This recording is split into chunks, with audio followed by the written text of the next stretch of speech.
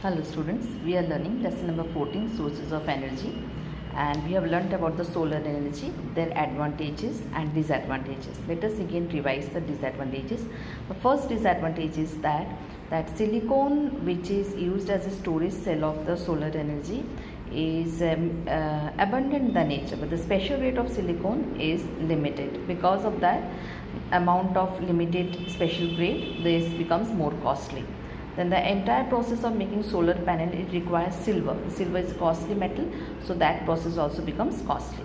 The uses of solar cells. The solar cells are used in the form of solar panels in the artificial satellites to run the computers inside that. For example, it was used in the Mars orbiter, which went to the Mars planet.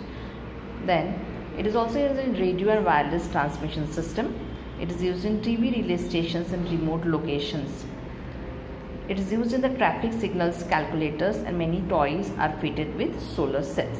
These are the uses of solar cells. Let us see the energy from the sea now. We have seen the non-conventional form of energy as in the form of solar energy. Now the second non-conventional form of energy is energy from the sea. Energy from the sea is used in the form of tidal energy, wave energy and ocean thermal energy in the three forms. Now the tidal energy. This is page number 250 of your textbook. And this is video 5 of the chapter. Now tidal energy. Tidal energy means that when the moon orbits the earth, revolves around the earth, then the gravitational pull is there. Gravitational force acts on the earth. Because of the gravitational pull of mainly the moon on the spinning earth, when the moon attracts the earth, then the water on the surface of the earth get attracted toward the moon, and the water level in the sea rises. It rises high up and wants to go towards the moon. This is known as high tide. And when the gravitational pull becomes less, then the water again comes back to its original place. That is called low tide.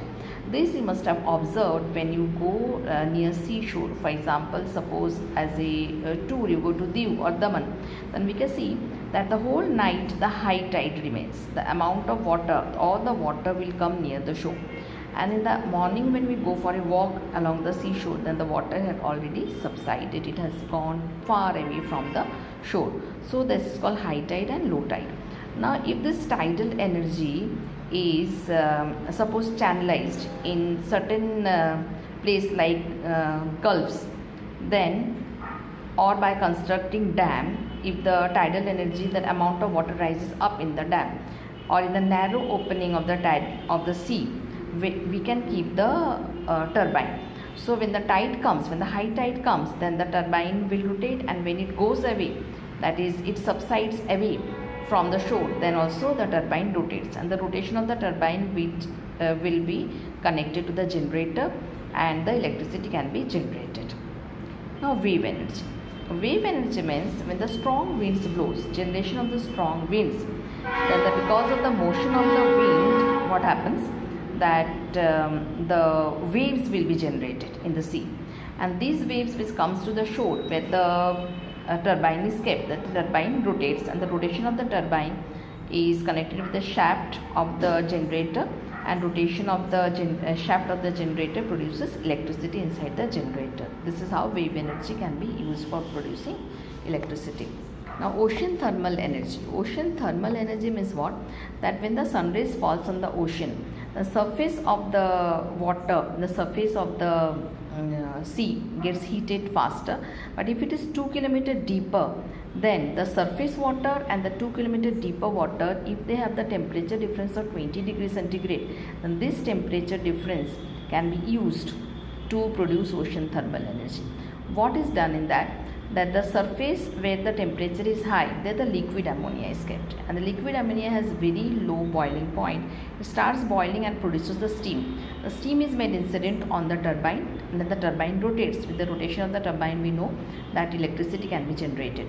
So when the liquid ammonia it boils up, then at that time the cold water from the depth of the ocean is pumped up, and this condenses the vapor again to liquid. That is, liquid ammonia comes in touch with the cold water, and again it condenses to form liquid, and again the ammonia can be boiled. This way the cyclic process goes on.